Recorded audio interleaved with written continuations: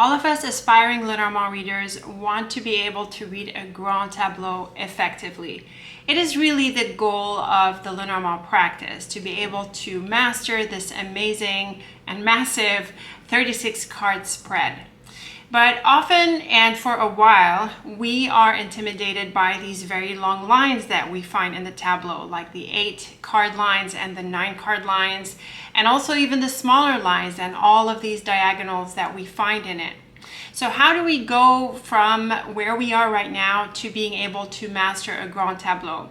Well, really it does lie in going beyond 3 card readings or triplets.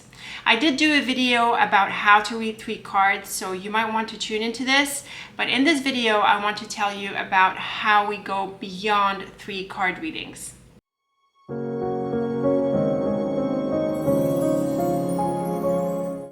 Hi everyone, I'm Leila, the Lenormand reader, and I've been reading Lenormand for over 20 years. If you aspire to reading Lenormand, if you want to master this practice, you have come to the right place.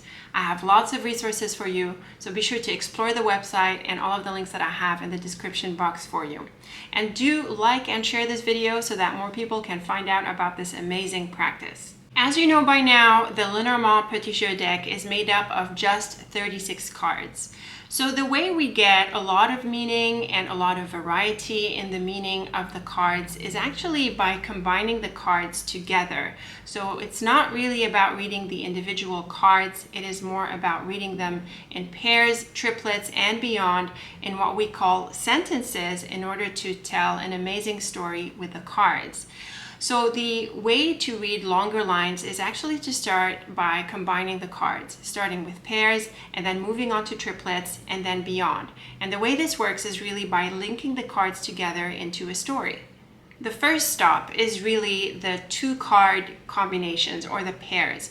This is the most common building block of the Lenormand way. You will find a lot of authors have 2 card combination dictionaries. I've covered them in some of my deck reviews.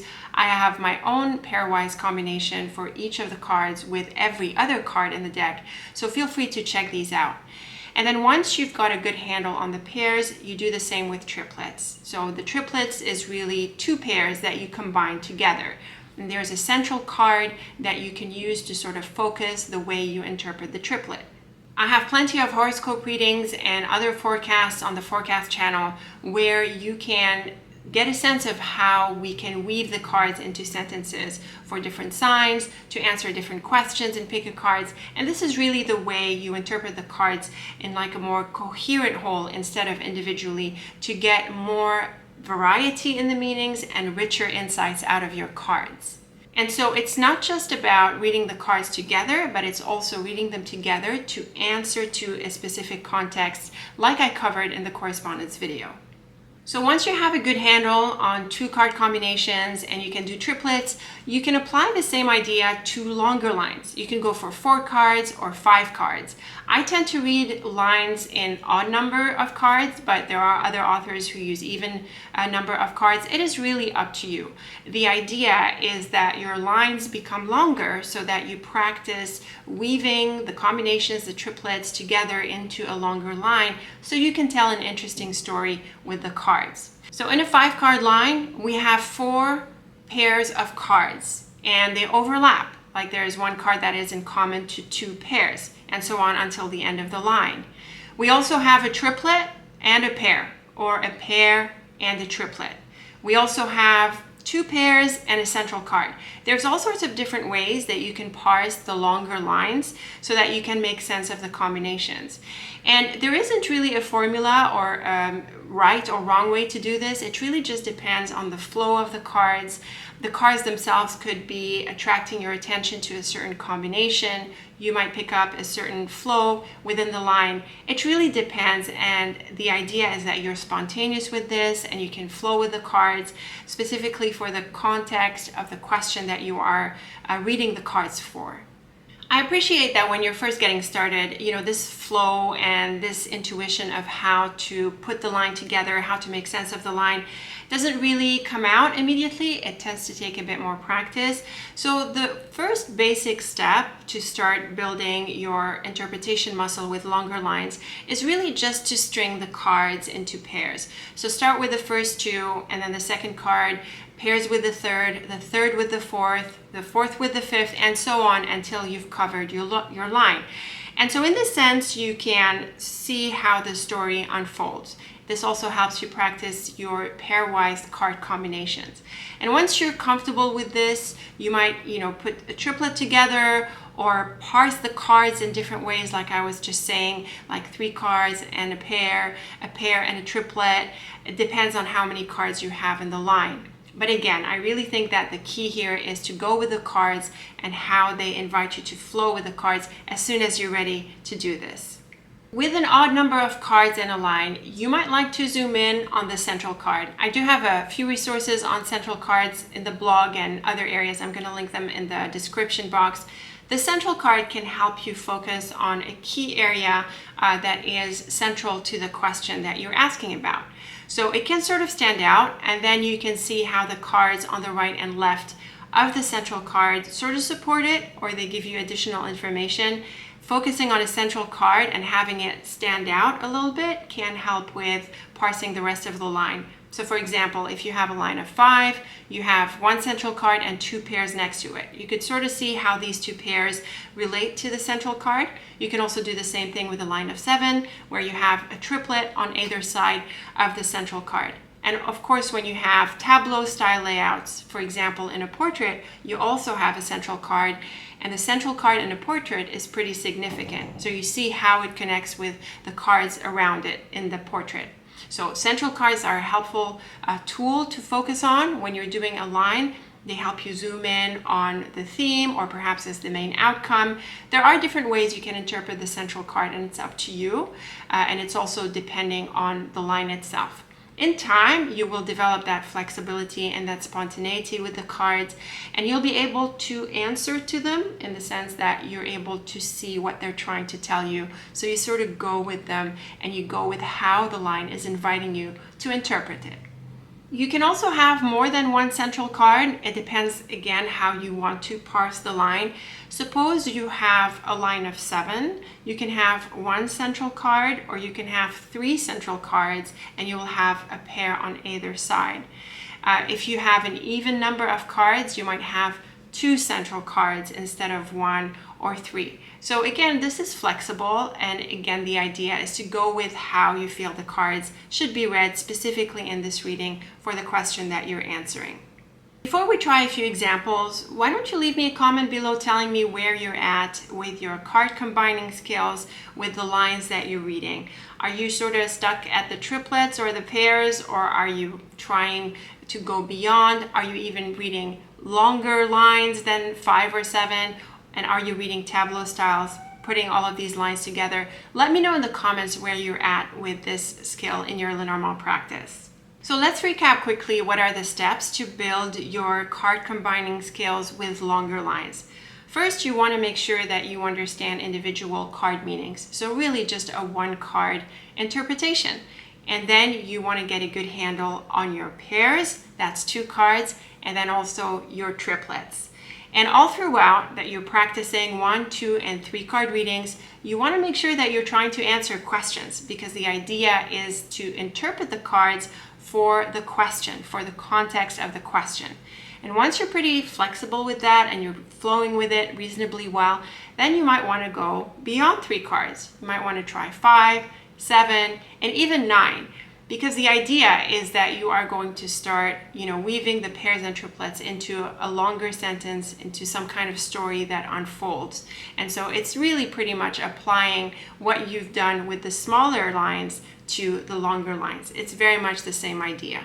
Also, with any of these lines, you might want to focus on a central card or a couple of central cards or a few of them to get a focus for the reading and see how that might help you answer the question. So with this said, let's head over to the table and try a few examples. So let's start with the card pairs. Let's look at 2 cards to start with, and then we're going to build this into longer lines. Here's the first and the second. Okay, so these are some pretty good cards to get started with because they're straightforward and we can immediately make sense to them. So we don't have the added complexity of tricky card meanings. There are some cards that are a little bit tricky, a bit mute, but these are pretty straightforward. So we have the clover and the letter. Now combining these 2 cards together is very straightforward. It means that there's good news or some lucky news, or there is some kind of communication in one form or other, whether it is written or not, that brings this good news or that brings us some luck and some good fortune. Now, the letter is typically about written communication like messages, letters, emails, and things like that. But generally, you can broaden a card a little bit depending on the context to suggest other modes of communication. But with the clover, it is very clear. So this is a very simple combination. Both the cards are very easy symbols to relate with. They suggest some good news. Let's try another pair and see if there are other examples that come up for us that maybe give us some added dimensions of complexity. So the road and heart is quite an interesting pair.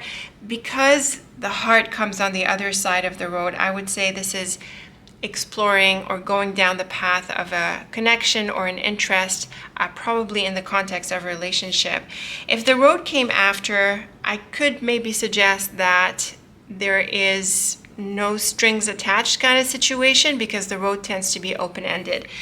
Sometimes the order of the cards matters, but not all the time. Like if we had the letter and the clover in this order, it would pretty much suggest the same thing as the clover and letter. Now, of course, the more cards you add, the more this can become relevant, and also the context can sometimes drive this idea.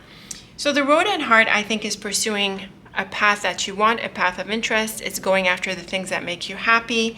It can mean following your heart in a very literal sense. And of course, when it comes to relationships, you could be exploring someone or an opportunity with someone or prospects with someone. The heart is not strictly about love. It can point to feelings in a more general sense, but it does bring that sense of happiness and these feelings. And also if the context is about a relationship, then the heart certainly supports the context. So this too is a very straightforward combination as a pair, and this is how you would practice them. Looking at the fish and child. The fish and child is also a pretty easy combination, and honestly, folks, most combinations are easy like that. The fish and child obviously points to a new beginning. The fish is about money, finances, prosperity, and also work and business and your income or how you're productive in that sense. So obviously when they come together, there is a new source of income, a new financial opportunity or other kinds of opportunities. There is a new chapter in this area of your life, a new beginning, as it were. And it can also point to something like a new customer or a new project or some kind of source of income, whatever that form or that source can look like for you or for the person that you're reading for. So this is pretty much how you would look at card pairs. You start with one card meaning, the second card meaning, and you bring them together and you sort of see how it can make sense. The next level on top of that is how it makes sense specifically to the question. So you can start by just looking at the cards without answering a question, but then you want to try to answer questions because it helps you narrow the cards and make them more relevant to the question that you're asking. So let's use these cards and move on to triplets now. So we've got the letter and clover. Let's take the fish. Obviously, this brings quite a lot of good stuff for the money aspect. So the letter, clover, and fish can mean a few things. It can mean some good news with regards to finances in just a very general sense.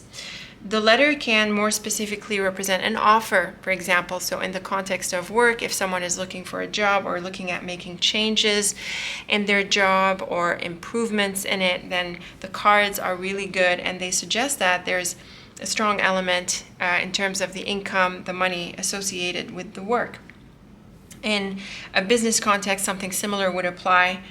The letter can also point to things like documents, paperwork, so contracts and agreements and collaborations can also be suggested here.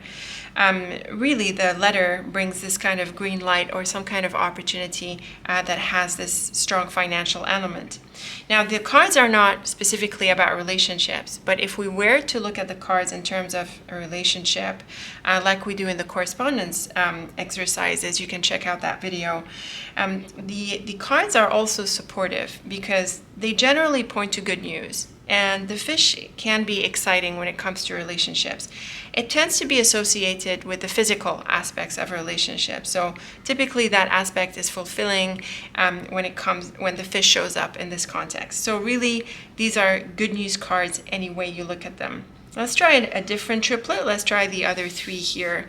The road, heart, and child. Again, pretty straightforward when we add the child to the road and heart. It points to a new love that you're pursuing or that your readee is pursuing. It suggests also pursuing things that we love, new ones, new chapters in this area. It also is about being open-minded, open to experiences, having an open heart, being open to adventure. And the reason is that the road has that character. So again, the better you understand a card or the more you explore its possibilities, the easier it will be to make sense of it in a line because you have different possibilities in your mind about a card and you'd be able to make sense of it. So you become more flexible when you have a broader vocabulary, basically. So these are easy ways really to read a triplet. Let's go beyond a triplet. Let's try a line of 4. Now here, we have also similar ideas that the road opens up a financial opportunity or some kind of money-related, income-related, business-related opportunity, really very easily building on this triplet. You see, sometimes the cards, add something specific, and sometimes they sort of just add to the general energy. The idea of the road at the end of the line here can mean that you be open to this venture, so you go down this path. So there is like an opening or some kind of news that brings about this opportunity or the good news, and so you're able to move forward. The road is active, so it has a bit of emotion to it, right? The idea of going down a path, traveling down a path, exploring. It can also be a card of choice. A lot of people see the road as strictly choice, and so here you might need to make a decision about what you make of this news. If it's an offer, you wonder if you take it.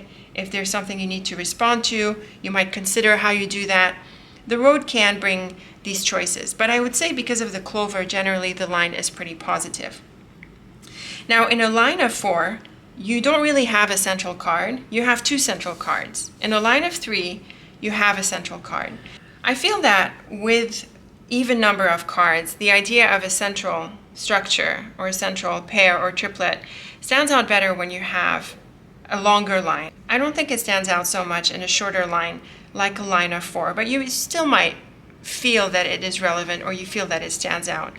But in an odd number of cards, I feel the central card stands out better. And personally, I prefer odd number of cards. I think it's easier to zoom in on a central focus when you have an odd number of cards.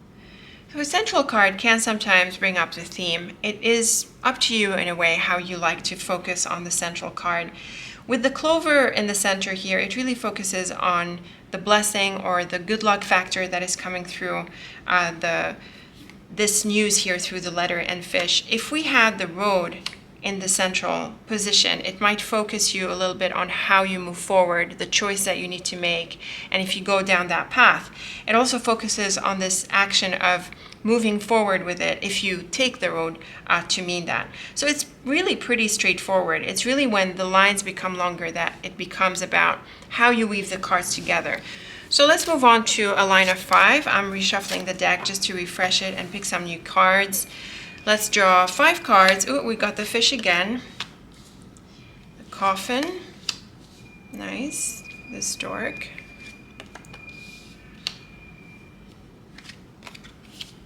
And the moon. Okay, so in a longer line, the central card can speak a bit more loudly. It sort of stands out a little bit as the main action. I feel that the longer the line, the more helpful the central card can be because it helps parse the line a bit better. But without this, we can still weave the lines together. So we would go from card 1 to card 2 and 3, 3 and 4, 4 and 5. This is the most straightforward way to put the cards together. So when we look at the fish and coffin, there could have been an ending in relation to work, money, business, this aspect of life. So specifically how this manifests in the person you're reading for, or their situation, or for yourself if you're reading for yourself, is going to depend on the specifics of their background. This can be someone who ends their job, or who ends a customer relationship, or who gives up on some amount of money, or who wraps up an investment project, or there's so many possibilities. It's not possible to capture every single one of them in the cards, but what we end up doing is that we match the cards to the situation in a way that makes sense to the situation, and this is why it's important to have a flexible interpretation ability, which is what I call the interpretive imagination, and I talked about that also in the correspondence video. So in the first step here, we combine these 2 cards and we come to an ending. Now let's combine coffin and stork. Coffin and stork suggests a change, and something that was on hold now picks up. So you see, it's not strictly an ending, but it's actually an ending that can pick up again. The stork and road, to continue the pairs, is about moving down this path. So obviously, taking steps forward, continuing is also a possibility. Making changes and also choices is possible with the road, and the stork bringing this idea of activity and being proactive. And then we have the moon after the road. So I would take this pair as suggesting a positive path forward. The moon in Lenormand is typically gentle and kind, and so it is by default positive unless there are challenging cards that can bring out a more shadow aspect of the moon. So with the moon and road, there can be an invitation to go forward, an invitation to move forward, and this could be tying into the stork as well. So in this case, it's pretty straightforward. We just tie the 2 pairs together and we see how the story builds up.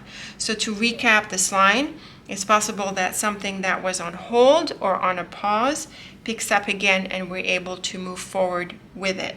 And because the moon is quite bright, there is this idea that, or a possibility that this can result in a positive outcome, and that we would be happy moving forward with it because it sort of aligns, it feels good. The moon is a kind and gentle card in this sense. Now, there is also another way we can read the cards, and I think this goes back to how you want to read the coffin. And again, this can be driven by the more specific details of the question and the background that is at play here for your reading or for the person you're reading for. So this triplet in the middle here can mean a change and an ending. And actually with the moon being a card of phases, with the coffin, it might be a good time to wrap up a certain phase and move on into a new direction, turning into a new phase. So that too can apply. But again, the same principle applies of weaving the cards, 2 by 2 until you reach the end of the line. It's just that how you make sense of the story is, it has several possibilities because these cards are very flexible. And so you go back to the specific context or the person you're reading for their details in their situation, and you'll be able to decide what is the best interpretation. Now, focusing on, the triplets, like breaking up triplets into and pairs in a line, it sort of still continues to tell the same story. We have something that comes to an end and there is a change, and then there is a forward movement. Or there is an ending, and again there is a forward movement through the triplet. So where you want to start your focus in order to build the line from the ground up, as I like to say, it's up to you. Sometimes there are some combinations that stand out more than others. You might be attracted to read the first 2 cards as a pair and then the rest as a triplet, or vice versa, or just weave them in 2x2 combinations. It is flexible, and it can sometimes depend on the cards. But I think at the end of the day, after you've gone through the, shall we say, the analysis of how you put the cards together and what they're telling you, when you put the line together, you're probably going to end up with the same idea, just because you need to be holistic at the end of the day and take these ideas together. But as you can see, we sort of built up the story. So it's not really practical to combine all like long lines into a single meaning. You can combine a triplet, a pair. So for example, the road and moon can be an invitation. That is a single unified meaning, if you like. We can take this triplet to suggest the end of a business project. But beyond 3, sometimes 4 cards, depending, what ends up happening is you weave the cards into a story, into a sequence of events. And it is as straightforward as what we just read. Now, if you want to focus on the central card, you can do that. And then you can see how much it adds to your initial interpretation or to the interpretation in general. So the stork in the middle focuses on the need for change and the need to pick up and take initiative and get going. So that could be a helpful message if you want to take the central card as focusing on an idea, an advice, or possibly an outcome sometimes.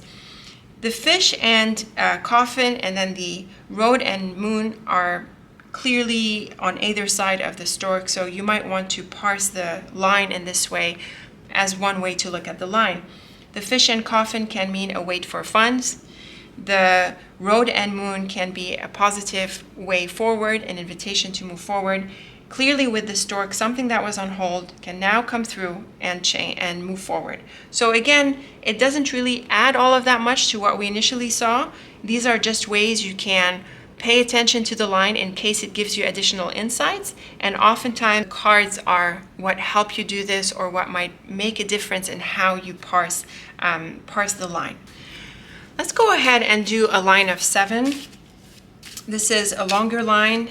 Although it's not too long for Lenormand purposes, because we need quite a few cards to get more specific meaning in Lenormand.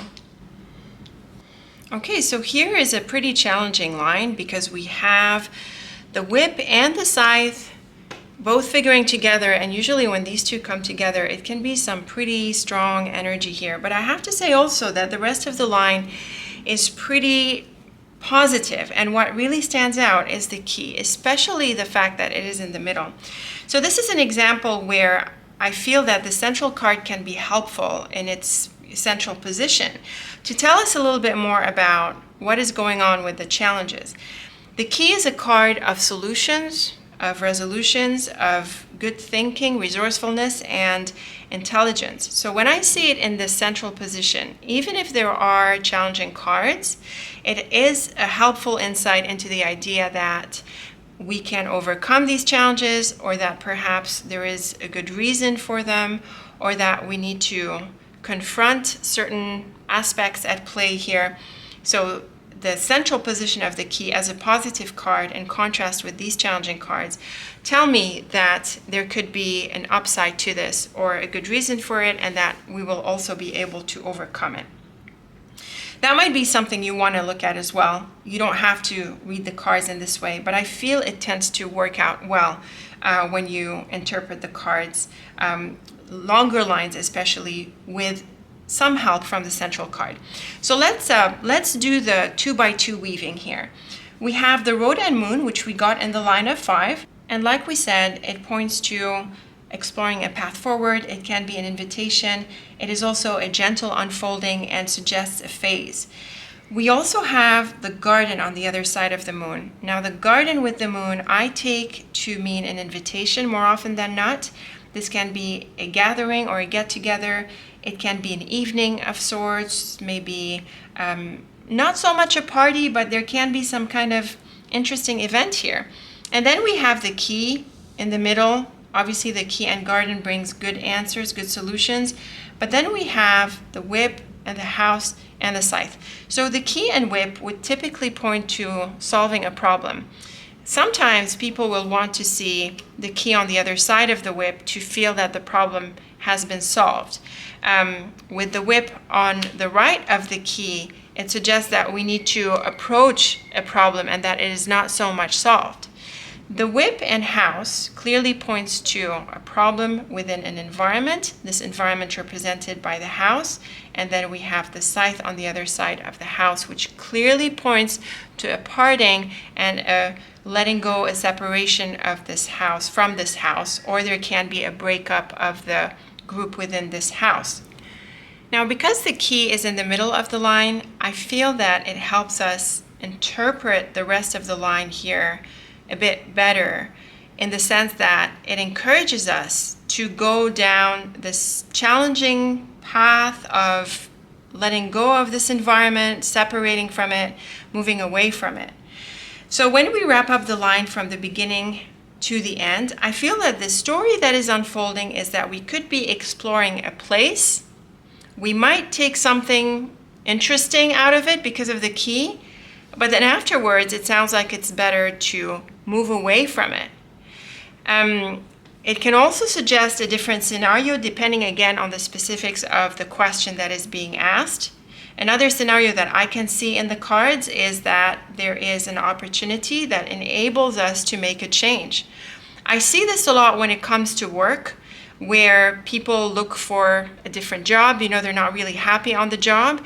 And it's a very common question that I get in private readings. And so I see a lot this dynamic where there is an opportunity that opens up, and this enables the person to make a change.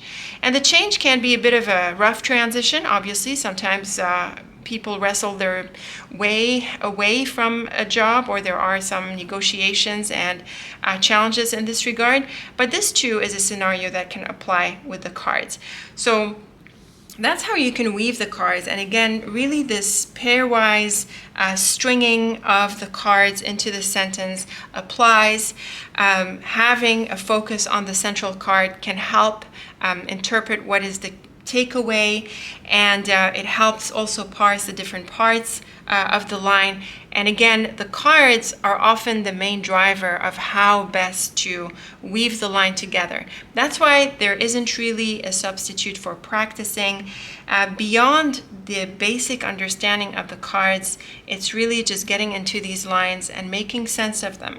And like I said, making sense of them specifically for a question is what is going to help you refine your interpretation and move the cards from being general to specific and relevant to the question that is being asked. So I hope this little demo here with the lines starting with 2, then 3, a bit on the 4, 5, and 7 cards helps you get a sense of how you can string the cards together. And like I said, beyond 2 or 3 cards, it's hard to unify them into a single meaning. Instead, it becomes a weaving of a sequence of events into a story that unfolds. So like I said in here, we discovered an interesting place, or we explored a certain environment, maybe took away something interesting from it, but then decide to leave. Or the other interpretation that I offered in terms of getting an opportunity and then being able to move from the current situation.